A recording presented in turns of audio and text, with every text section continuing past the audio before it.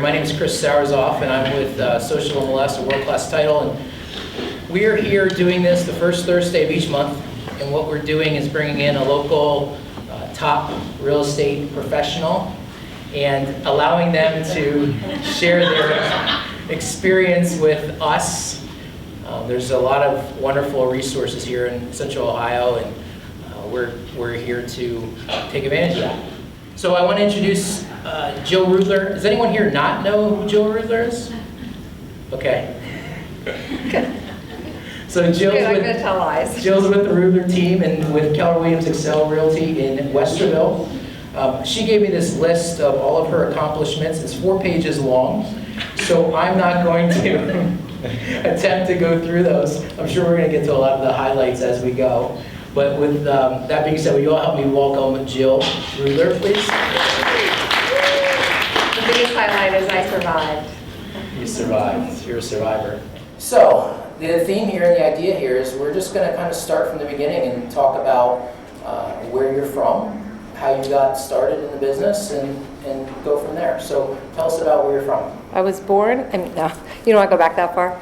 Okay. I started selling real estate in 1978 in Ashtabula County. I actually lived in Akron for a while, and I got my real estate license from Akron University and moved back home. My mother was a real estate broker, and I decided that I didn't really know what I wanted to do in life. And this was easy to jump into since she was a real estate broker. And she asked if I would open a branch office in Ashtabula for her. I'm like, sure. How old were you? It was 2 weeks before my 21st birthday. So it was pretty cool though, because I totally knew I couldn't sell anything. I was not a salesperson. And I think today I still feel the same way, is I can't sell anything. But what I learned is it's really just providing customer service, which I was really good at that. It's not selling, it's providing customer service and a customer experience that you would want with anything you do in life. And if you want a secret, that's the secret, the only secret. How long were you running that office for your mother? I think I started in June of 78, and by the summer of 80, I don't know if any of you remember what happened then, but interest rates kind of took a little tumble from the 9 3/4 when I started selling real estate until they were about 18% for a fixed rate if you could get one. Wow. And so I took a short jaunt to Florida for 10 months and came back and decided that in 1981 in Ashtabula County, which was very industrial, was not a good place for real estate. So I got a full-time job, which I wasn't qualified for, but I knew how to sell myself. I might not know how to sell a house or a product, but I knew how to sell myself because I knew I was capable of doing anything. And I think I learned that lesson before I got into real estate. My mother, as I said, was a broker, and she came to Akron, and she took me to a Tommy Hopkins seminar. Okay, most of you don't know who Tommy Hopkins is. A real blast from the past, from the 70s. He was the Zig Ziglar, the real motivational type person, and he was young, and I connected well with him about providing customer service and using the right words, being positive in everything that you do. And he's the one that gave me the ability to see past what I already knew in the past and think forward to what could happen, and basically anything can happen that you can imagine. So after Florida, then you came to Central Ohio? No, I went back to Ashtabula County, and I stayed there till 1987.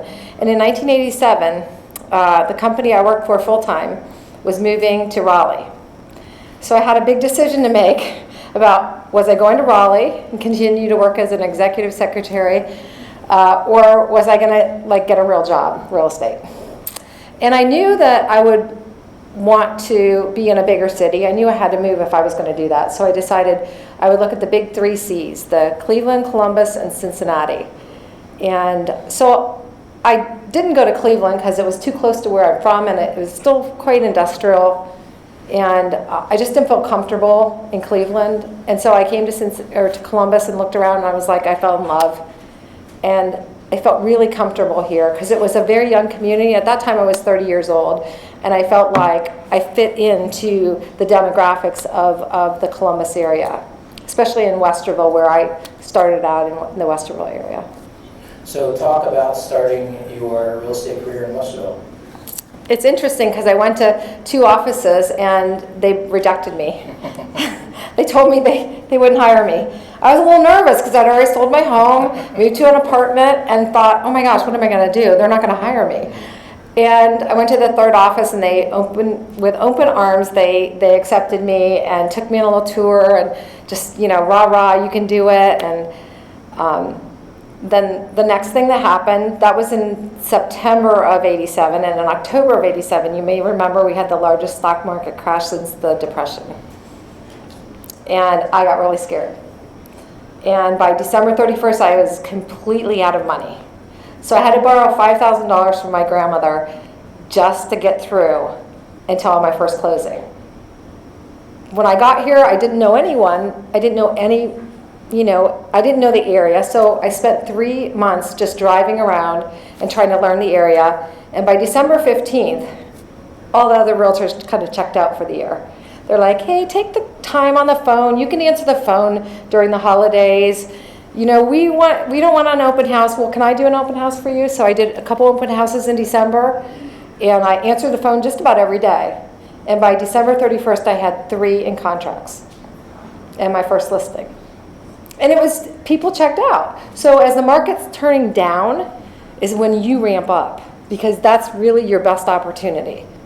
Plus, I had to eat, and peanut butter and jelly was not working for me. I ate it every day in December, with the exceptions of the holiday parties, which every title company, every mortgage company, every real estate company was having a party, and I went to every one of them, and I ate and drank everything I could. But I made it, and I think that was a big lesson for me. The first year, I actually closed $1 million by the end of the year. And I did it selling $70,000 and $80,000 houses. One of the takeaways I had from when we spoke a week or 2 ago was, you didn't know anyone when you came here.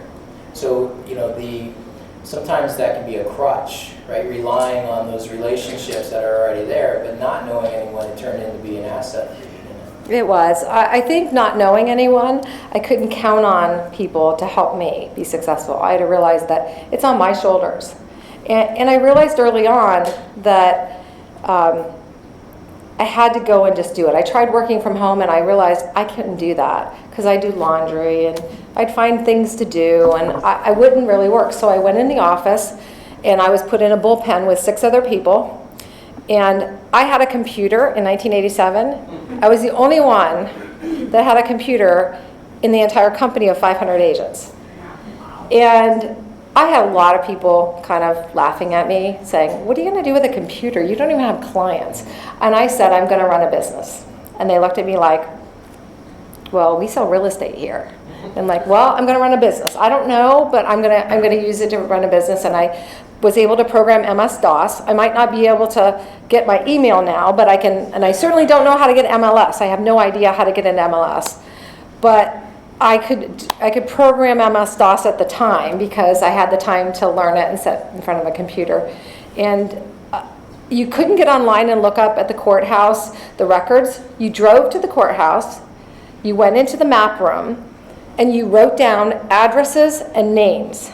And that's how I got my database in the beginning. I took Amherst, a 500 home neighborhood, and I wrote down every address on every street and every name, and I entered it into a database. That's how I started. So talk about that time. This is what really fascinates me, is that that initial, that early grind, right? And that's the part that no one sees. It's that hustle and grind. And I just from knowing you the short time I know you, I know you're still hustling and you're still grinding. But can you talk about what else you were doing at that time to get your business going? I think the one thing I learned is that, especially at 30 years old, I mean, that is when you're in your 25 to 35 range and starting in real estate, you have the biggest opportunity in Columbus that you'll ever have in your life. I think that the reason you do is because people know less than you know, even if you know almost nothing. But they see you're a real estate agent, you have a license, you talk about your team, your title company, your mortgage company, your home inspector, that's your team. You know, I told them I was in real estate 9 years, but I'd sold very little in 9 years as compared to, you know, what I did my first year. I probably didn't sell $1 million in 9 years because I was selling, you know, $30,000 and $40,000 properties. And my first listing was 109. I thought, I've arrived. This is amazing. And so I think, you know, really, I think it's just, you know, I just had fun, but I absolutely needed to make some sales. I needed to be able to pay my bills and live a lifestyle that, like, I knew I could. So by the end of your first year, you had $1 million? Actually by November I had $1 million. I missed my $1 million club by a sale that happened on November 3rd, because it only goes through October 31st. And I had a sale delayed that was a new build, a Virginia home, and that would have put me over the $1 million. And my first closing, I think, was February 3rd. So, I mean, my goal when I moved to Columbus, I went in and told the vice president I worked for, I said, you know, I'm going to quit in September. I'm moving to Columbus and I'm going to make $50,000 a year. And at the time I was making $18,500 as a secretary. And he's like, you go, you can do it. Of course, he'd been with the company 30 years, vice president, and was making $80,000. So he probably thought I was biting off a lot. So then by year 3, you tell us about what your numbers started to look like and where it starts to get fun. Well, I was over $100,000 in year 3. So I had $38,000 my very first year, which was double what I'd ever made in my life. I thought, oh, I've arrived. So at year 3, you get to the $25 million mark, right? No, by year, in 1994, I got my $25 million because 99 or 89 was the first year that I could get my million because I missed the cutoff. So when do you start hitting your groove? When does it start getting fun? When do you start putting up some serious numbers? I think in the 90s when I could focus on one part of the job and not have to worry about the details. What happened was like early on I knew that, you know, I could spend all my time doing real estate because I didn't have children and I could do whatever I wanted. So like but I am kind of fussy about things and I wanted to have my house nice and clean. When I walked in the door, I wanted everything put away. So I would take one day a week off and I would clean my house. And then all of a sudden it dawned on me, oh my God, I'm a cleaning lady. Like, where I have a cleaning lady. And so I realized that if I would spend $60 a week to have someone clean my house and I could go out and work 6 or 8 more hours, I could make a whole lot more money. And I was having more fun doing that. And you know what? You realize it's not perfection, but if you're very detailed in what you tell them you want done and you're willing to pay for it, then you get it. And you can hold people accountable if you give them a standard that you want to live to. So that was good. And then, you know, I got busy and I started listing homes. And, you know, listing homes, you know, is complicated, lots of paperwork, but that wasn't the problem. The problem was writing a 10-word ad. So we had the back page of the Dispatch every Sunday, and we had an ability to put 10 words. Well, I couldn't think of 10 words to write about a house. I would sit for an hour at 10 o'clock at night trying to create 10 words that would fit that house. And I could not do it. Finally, I was just like walking through the office one day, and this girl at the front desk who worked weekends, who was in college, she goes, I love writing. I'm like, oh my God, you have a job. So I hired her part-time. She would come in after school, and she would come in on the weekends, and she basically did paperwork for me. I'm like, yeah, this is cool. I really like this. So from there, I just realized, you know, you have 20% of things that you're good at, and 80% you have to do. And you're only making money off the 20% you're good at. The rest of it, if you can find people to do it. Now, no one's as perfect as you are, I'm sure. But when you get to the point where you're too busy to do it right, then they can be better than you. But they will make mistakes, and as long as you hire the right people and they're learning based and want to learn and want to keep improving and want to give great customer service, then you got the right people. And even a lesson I learned last year, just 1 year ago, 38 years in the business and I'm still learning every day. And I learned a big lesson last year. In my life now, I have the team, I have the systems, I have the tools, but you have to have all the right who. You can have one of the wrong who, and it can ruin the whole culture of your office and your team, and it can be a struggle the entire year. And they can be great people that on their own would do great business. But working in your team, it's not always the same people. You have to get really team-oriented people, the people that they care enough about what they do because they know it affects others, and they want and are proud enough to do it the right way, not just get by and go home. So when you, that was a long answer. That's okay. That's great. So when you started building your original team, was anyone else doing teams at that time? There was another agent in our office who had a girl who worked for him full-time, and she was not licensed. And so a lot of my lessons came from watching other people not do it right. Because I would go in and do a CMA or meet some people, and they would complain about other realtors. And so I started asking the question every time I talk to people is, well, what's your experience in real estate? And, pros and cons. What's your good things and what's the bad? And I would always come back with the same answer in the late 80s, early 90s, communication. And I tried to explain to people, well, when you're out with clients all day, you can't always call back that quickly. And back then we had no voicemail. We had no fax machine. Literally, it was write a message, stick it in a box. And I had a cell phone, but it was expensive. So you didn't just talk on the phone all day. And plus you had no skills to text and drive and talk and drive. Literally you pick up this big phone and you better be pulled off to the side of the road. It's a little different today. That's a great visual, pointing out the Zach Morris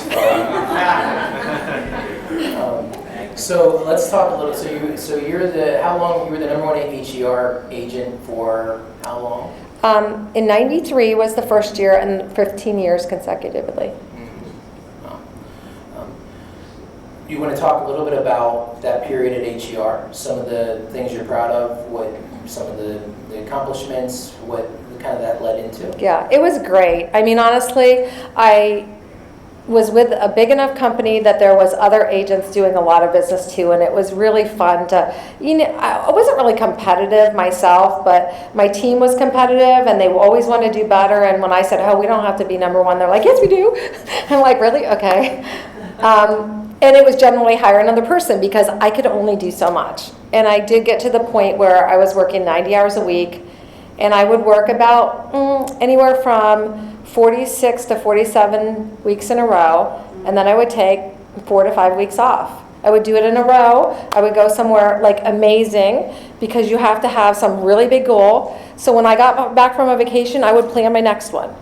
And I would talk about it. I would become accountable to people because they knew I was going. And I wanted to make sure that I did what I said I was going to do. And that was a big lesson for me when I decided and made the decision I was going to take off for 7 weeks and walk 500 miles. But I made myself accountable immediately by telling everybody I knew I was doing this. So let's jump into that. So we're going to fast forward a little bit. Why don't you go ahead and, since we're talking about that, talk about your that experience. That time of my life. So start from the beginning of that. So tell a little bit about how you made the decision, what inspired you to do it, talk about what it is. Well, how this all came about is I changed companies in 2012. And I didn't do it because I didn't like my old company. I never left a company or went to a company because they were making me successful or not. People can be successful anywhere.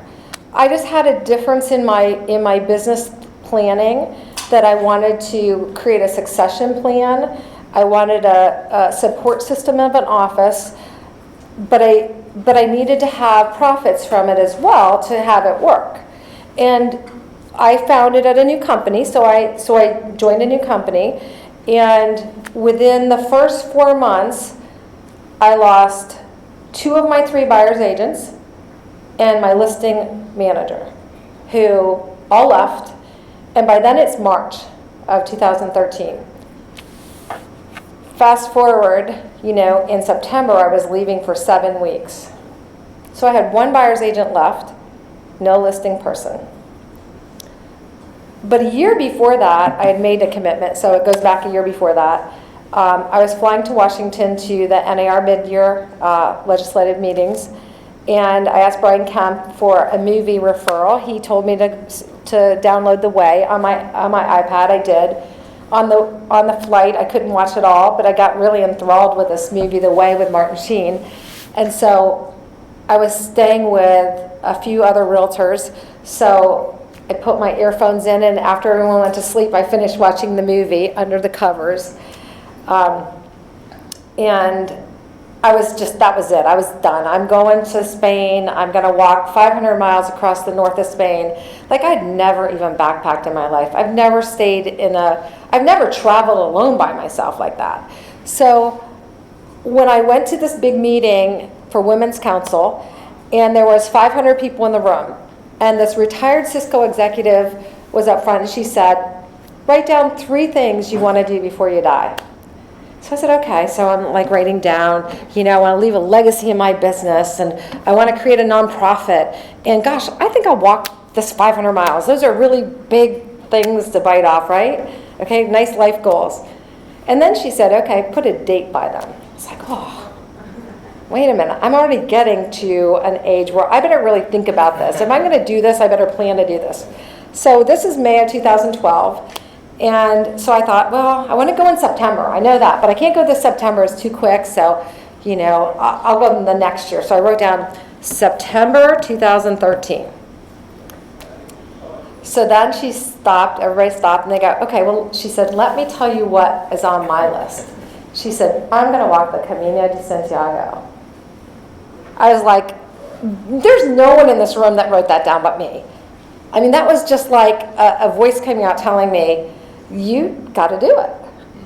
So I basically went back to Columbus, and I said, okay, I'm going to do it, whatever it takes. I'm going to get the books, I'm going to get the boots, I'm going to, learn how to backpack, I'm going to go out and start walking every day, and I'm going to do some strength training, and I'm just going to be prepared to go and do it.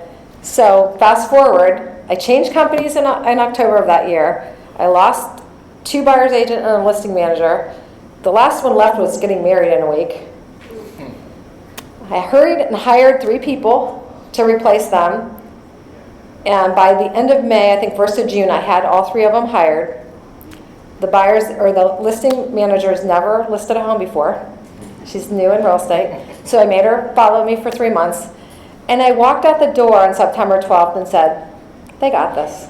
You know what? They got this. And if I was there, I'd be feeling the same problems they are, and they're going to do some things right and some things wrong. I told every seller, I'm not going to be able to be reached for 12 weeks or for the next 7 weeks. And I took a phone, my old phone that wasn't hooked to a phone number, and I used it as an iPod. So when I was in Wi-Fi, I could text and things like that. But I told everybody, do not call me, especially my office, but I told my family the same thing. Do not call me unless you're dead. Because if someone hasn't died, I don't want to know. And I even told my housekeeper, I said, my dogs are old. If something happens, just deal with it. I mean, they're your dogs as much as they're mine. You spend more time with them than I do. And when I get back, you can tell me. And you know what? I had one person I conversed with daily through Voxer, which is a over-the-internet app. And it was a new boyfriend that I had just started dating a few months before, so I kind of felt like I should talk to him. And I didn't want to come back and just download all this stuff on people, so I set up a Facebook page, and 200 of my friends and relatives would watch me every day. I'd post pictures, I'd tell what I did, so they could see the transition every day and knew I was okay. And when I got back, I could just summarize in a 30-second elevator speech about my experience. which was it was a great way to do it. But it was a surreal experience, and one that I'm glad I committed to, and I'm glad I did. Tell us, share with us the thing that stands out the most from that experience, either an experience you had during that time or something. Well, I met some amazing people. I spent a lot of time thinking because I walked alone for many, many days. I walked with people that spoke only French or German. And then I met, a Spanish family, and I think this is the biggest thing. I walked 1 week with them, and during that week, in the first 2 days, they were trying to convince me to come to Alicante, where they lived, in the southeast of Spain. And they have a big festival. It's their Columbus. It's the Christians and the Moors. It's on Columbus Day, and it's their big Independence Day. And I'm just like, no, you know what? I have to finish this trip. And they're like, well, just stop it and then come back and finish it. So I thought about it and decided to go ahead, and I got on the train, which they helped me arrange, because they left 3 days before I did. And I took a train 6.5 hours to their house, and I spent a week with them. It was much harder than walking, spending a week at this festivals that go on like 14-hour days, standing. But at the end of the time, I made a lifetime friend. And I've been back twice and spent time with them. And when I went back to Lyon, I went ahead and finished the last 2 weeks of the trip. So it was nice having that little break in between, because I was going to have a break at the end, and I was going to just go off to, an island and just try to relax a little at the end. But I think I needed that break. I think that break helped me a lot. So let's jump back in. Is there anything else you want to share with that? Okay. So let's jump back into real estate. And I'm going to, we had a couple questions come through. And yesterday, Heather Dunn on Facebook asked, what advice would Jill offer to someone considering starting a team? We have a lot of real estate agents in here today. What should they consider, and when does she feel the timing is right? Always hire before you need them, because you will grow. And you have a little more time to spend with them than when you don't need them. You're already too busy.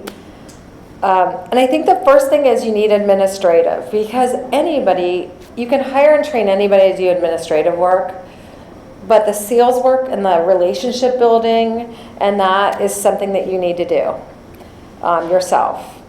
And I think I had 3 administrative people before I hired a realtor. So I had 3 full-time administrative people before I hired a realtor. And mostly they were supporting listings, except for helping schedule like appointments for buyers and keeping my schedule, things like that. And I would still negotiate all the contracts through the early 90s. And then I hired the first realtor in January of 1993.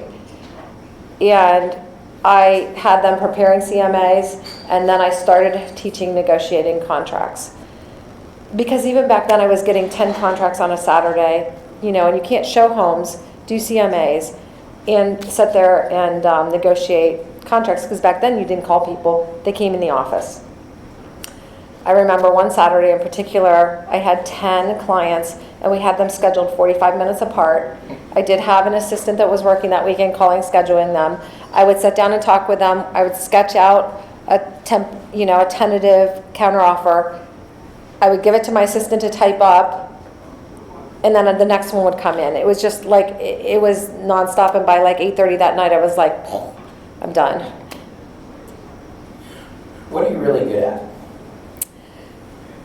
It changes daily. What are you really good at today? Today I'm working on, I don't know if I'm good at it yet, but I'm working on leadership. I feel like everything comes back to simple basics. Leadership is really basics. It's interdependent. A leader isn't one that stands up telling you what to do. It's helping you self-discover what you already know. You just don't see it in the same way that maybe if you could have someone help make it clear to you what you know, then you can kind of jump to the next step. And one of the things I've learned about leadership is, and probably this is about any learning, that you usually have a breakdown before you have a breakthrough. So when the waters are getting rough and, it's like looking like, this isn't working, like how bad can it get? Keep going, because that's when you have the breakthrough. You absolutely have a breakthrough every time you stay your course. And think about the speed of sound. You know how many people flew, and then when it got really shaky and it really got loud, they stopped. But the guy who went through, forget his name, he broke through it. It was like peaceful on the other side. It's like you're floating. But you have to get through the shaky part. Nothing's ever easy. I look at life as constantly tacking, like in the sailboat. You never go in a straight line. You're constantly making adjustments, changing, making adjustments. And if you continue to change and be willing to change and be willing to live through some shaky times, then you'll get somewhere. But you won't if you just think it's going to be smooth sailing, easy. Nothing in my life has been easy. But they've all been great learning lessons. I have absolutely no regrets in my life. Not one. And I've had some huge mistakes in my life. Huge. But they weren't mistakes. They were just lessons that I learned. And most of them I never beat myself up about things. I just, you know what? I didn't know any better. Now I learned why I should have made different decisions.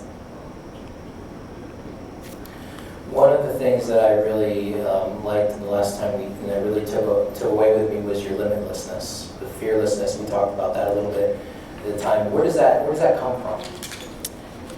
Being a middle child. You're ignored, and you have to stand up for yourself a lot. I kind of think my parents were they were amazing, amazing parents. 5 children, grew up probably what I would consider today lower middle class. But, we had great values, and you had to stand up on your own 2 feet. And you just had to do it, or it wasn't going to get done. And I wasn't a great student. I was a C student. I was not very smart intellectually, but I had a lot of common sense, I think. And I think sometimes that's better. I didn't go to college. I took classes at Akron to get my real estate license. So I don't have the super degree. And I'm certainly, won't say I'm intelligent in any way. But I have learned my lessons in life. I've taken everything I've done and learned. And I can tell you today, I'm still learning. What's it like working with family? Whew. Well, my mother and I didn't exactly see eye to eye. So that was a challenge. She wanted me to take over the business and all that. And I said, no, I'm moving to Columbus. And when you're ready to sell the business, I'll help you.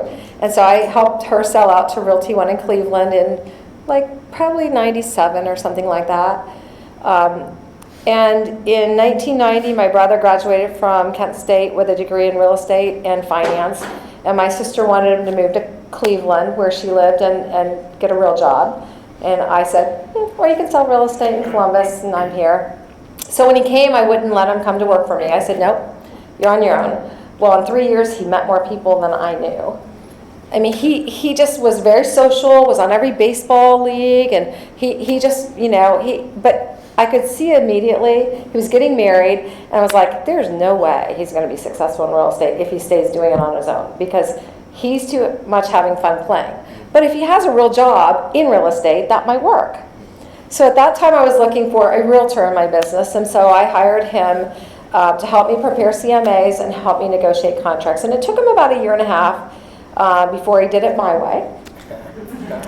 And we still today had a very loud conversation in my office about doing it my way. So it's a long-term lesson, and he's still there. I haven't fired him, and he hasn't quit. So I think for both of us, it's a good thing if we can just we communicate completely different. We're different people. He knows his place in the business, but he also I know that I have to listen to everyone, including a relative, about the things that they do and the things that have changed. But there's one customer service, the best customer experience. That's all I care about. How you do it, I don't really care. As long as your end result, you look at the end result is you want to give this customer service, then figure out what you're going to do. Here's the event, and if any of you heard of Tim Kite, you know what I'm talking about. An event will happen to you. You figure out what you want in life, how you want it to end up, and then just create the response that you need to get that result. Don't sit there and say, well, I'm going to do it my way, because your way is probably not the right way. It's autopilot. It is not the way that gets the result. It'll get the result that you usually get. It's the same thing as doing something the same way all the time and expecting a different result is crazy. So you just talked about customer service. What's the most important thing you do today when dealing with customers? I think continue to mentor my team, to keep customer service at the top of their mind, because top of mind is really, really important in a service business, because you can get you can get pulled down by all the things that you're dealing with in your day and forget what you're trying to accomplish. So I think as far as customer service, I started just a couple weeks ago making them repeat the promise, what we're going to do. And I want them to be, I want it to flow off their lips. It's a long promise. Do you know it? No, I don't know it without looking at it. No, by the end of the year I'm going to know it though. But I know the gist of it enough that I could get it. What is it? It's basically promising your client that you will always keep them in the forefront of your mind, that it's about them, that you want them to have a 10+ experience, you want them to refer you business before they get done at the closing, and if they haven't, then you've probably done something wrong and you'll have a conversation with what you did wrong. But basically, you have to communicate what you want to people. You know what you're going to do, you're telling them what you're going to do, but you have to tell them what you want back out of it. If you could double your business this year, if every client you worked with gave you one referral, if business is hard to get today, that's a really great way to do it. But only if you get that 10+ service. Our mutual friend Stephen Dial couldn't make it today. He's in Florida, poor guy.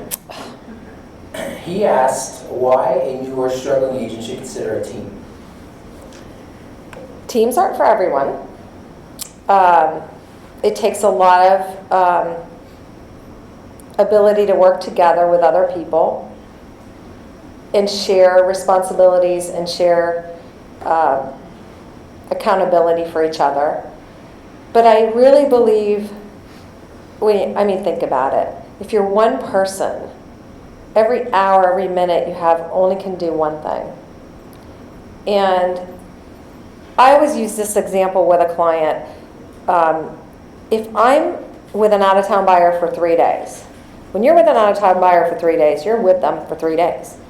You don't have any time to contact the seller when somebody left their door open or didn't show up, to contact the buyer or to connect with the buyer who's calling on their home, to negotiate the contract or home inspection that comes in that day. You can do it at 10 o'clock at night from your car during the day when you're dropping them off to have a bathroom break. But how fresh are you? If you have someone sitting in front of a computer with a phone that they can actually handle things, negotiate it, type it, put it in dot loop for you, you get the signatures back and back while you're out showing homes, how much more efficient is that? The key is that the leader of this business has to keep the culture. You have to keep the vision. And that's really what the leader is there for, like in any business, is to paint the vision and uphold the culture in your organization.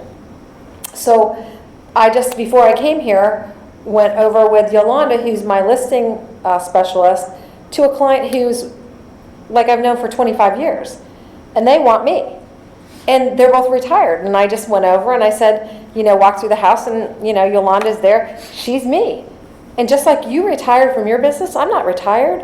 But I'm certainly not doing the thing I did 25 years ago, and neither were you. But I have great people who will keep the culture and that relationship that we had. And they're like, oh, that's cool. So speaking of vision, Greg Coleman had a question on Facebook yesterday. What's the biggest change in the industry in the last 5 to 10 years, and what do you predict the biggest change will be in the next 5 to 10 years? I think learning about shift, learning about the market shifting up and down. Now, they always have, but we didn't call it that. I think it's just clear now. We saw all kinds of recessions. That's so depressing. A shift isn't always bad. A shift can be good. And I think talking about shift is better than talking about a recession. I look at shift when it's going to a buyer's market as being a really positive time for me to invest in real estate. To tweak my techniques and things I do to try to figure out where did I get my business and how can I get more of it. And for me, my thought's always been, if there's a lot of something in the market, get a lot of it. If there's a little, take it all. It's just take it all. It's like a stack of paper there. If there's a lot, I'll take a lot, and if there's a little, I'll take it all. That's my obligation to me and my team. I think that way. If you were getting into business today, what's the number one thing you would be doing? Oh, I'd start at the top. What does that mean? First of all, I'd have enough money in the bank to be able to hire a listing realtor, a buyer's agent, an administration, and I would just manage them. But that was never an option for me. So, but that's how I would do it today. Yeah. But, again, if I was starting out, I think what I would do is I would go to the very basics. I would try to get to the buyers as quickly as I could, which is open houses. And as much as people don't like to spend 2 hours on a Sunday in an open house, I would probably spend 2 hours at one open house on Saturday, 2 hours at another on Saturday, 2 hours on Sunday, and 2 more hours. I probably have 4 open houses every weekend. And every Monday, I would be getting calls from people saying, yeah, we want you to be our realtor. And it's because I'm not trying to sell the houses, I'm trying to make a relationship. And I'm trying to tell you in a 10-minute time period what I want to do for you. And I would be excited about it because people want to get into a relationship and have someone help them that's excited, that's knowledgeable, and that's going to help them. And you have to say it. Another question from Steven. Over the course of your career, I can't remember. Your best marketing idea and your worst marketing idea? Oh, I've had so many worst ideas. Gosh, that's a tough one. Gosh, marketing ideas. Well, I mean, personally, I still believe that advertising in the paper, which is expensive, is to get sellers. People like to see their houses in the paper. It's not about selling a house. No, I mean, you can look at every statistic. If it doesn't sell any houses, it doesn't matter if it gets you listings. Okay, so yes, it's an expensive thing that you can't afford to do immediately. But one of the best things I think I did in the beginning is, like, we had a lot of, like, awards. So when you get an award for, like, the top agent of the day for, your office, and there's only 2 people in the office, I put it in the paper. And people go, oh, she must be doing something. I'd be very honest about what I was doing, but I would put it in the paper because it's personal marketing. And the first time I went into a CMA and I was compared with 2 other very long-time top people in Westerville, and they said, well, and then we realized that you were in this area number 1, and I was like, oh my God, or a top agent, which I think top agent just means your license number is like at the top of the list or something. But I mean, I think that was a really good thing, is to toot your horn once in a while, let people know what you do. And if you don't let them know what you do, they're not gonna ever think to call you. And the other part of advertising in the paper and other places that I advertise is because I have a lot of past clients who I want to remind them I'm in real estate. And I remind them when they know of someone who wants to buy, sell, or invest in real estate, to call me.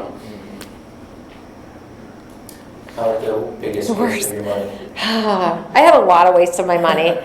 I did some kind of, this is like when we, maybe '07 or '08, there was, all these new lead generating things, and, this luxury home one, and it was like $7,500, and like, I would get all these leads, and it was like, no, I got nothing. And I've done many things like that. That's just one I can think of. But when you travel into an area that you know nothing about, and you just write an open check and commit to it long term, I'd say commit to anything that you don't understand short term. If it doesn't work, it doesn't work. But when you commit to something long term and put a lot of money into it, that's not a smart idea. Yeah, it's tough. So let's talk about where you're at today. You have some goals and some things you're looking to do. Talk about your legacy. What are you trying to leave behind? Well, I'm not trying to, put you out the pasture. Yeah, thanks. I just feel like I have a lot to offer, and yet, don't need to do it with clients. I feel like I'm at that point in my life where mentorship is more important to me, to create an opportunity for other people to be successful. And I see out of that my legacy is maybe improving the image of the realtor, because if you are more professional in everything you do, then people are going to think highly of you. When they think highly of you, they think highly of our industry.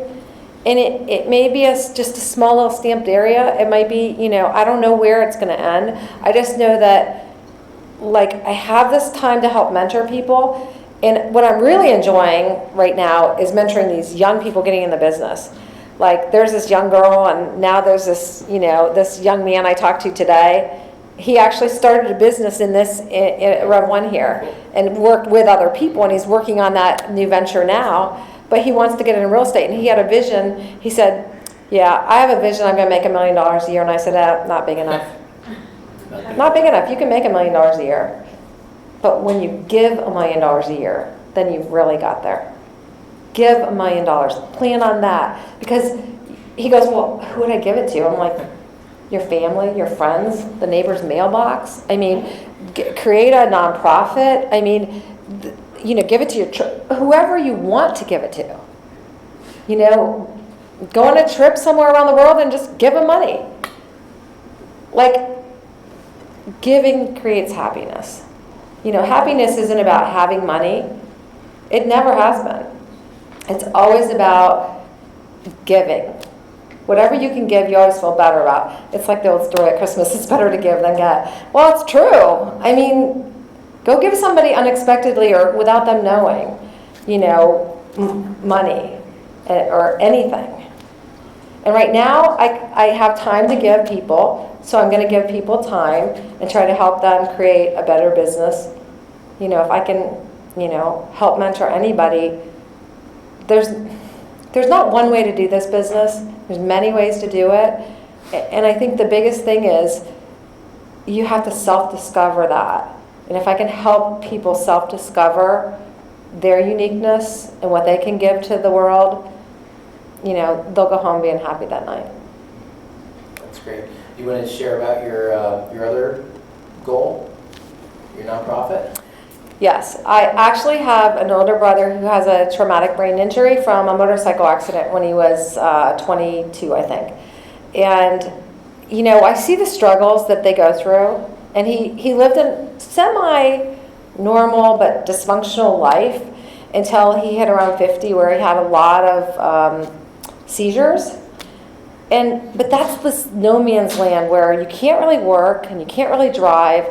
And socially, you're having issues, which is a lot like autism, what I've now known. But it was just a brain injury that created this brain problem. And now, it just transforms in different ways for different people. But until you're a senior citizen, you just really don't have services. And then even when you are a senior citizen, the services are really not meant for people with anger management. You could go either way. And his is more on the anger side. But it's completely nonsensical too. So if I can create a nonprofit that can fund something, whether it's driving them around to things or a place to live where they can be with people that understand them, I mean, he unfortunately calls my brother, my other brother who works for me, and yesterday I got a call, he was somewhere, he didn't know where he was, so he said, well, give the phone to someone so I can figure out where you're at so I can come pick you up. And he does, and the policeman was there saying, well, we're all worried about him. So, Jack goes and picks him up, takes him home.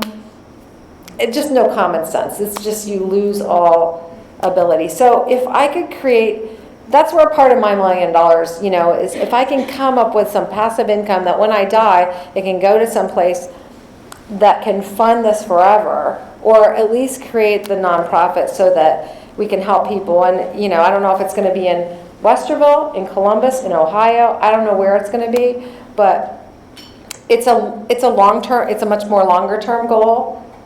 But it is a goal that's dear and near to my heart.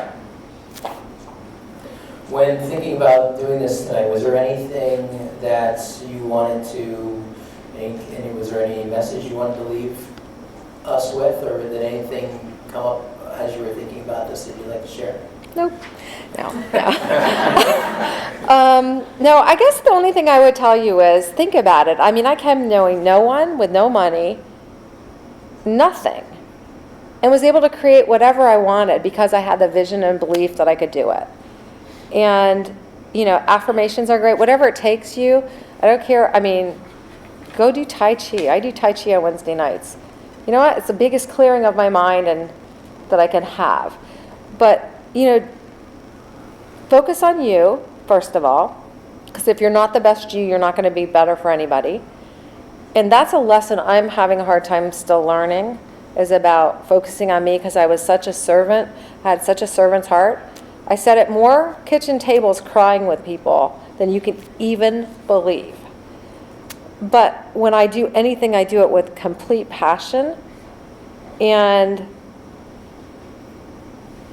as long as you're focused on creating the best you and creating the best experience in whatever you do, then you'll be successful. And go home at night and feel good about what you did. Feel good about your accomplishments. Don't worry about your mistakes. Learn from them and move on. But don't dwell on mistakes and don't dwell on the past. Today, live today. Live in the present. Plan for the future. Be smart about it, but don't live in the future. And certainly don't live in the past. Live today, 100%. Thank you. Thank you for graciously accepting my invitation to do this without really knowing what you were going to get into. I No really problem. appreciate it. You've been wonderful, so thank you very Yeah. much. Can you guys help give me a round of applause? Thank you. Thank you. So, about 5:30, we're going to hang out for a little while, have some more drinks, food, whatever you guys would like, and stick around. Thank you very much. Yep, you're welcome.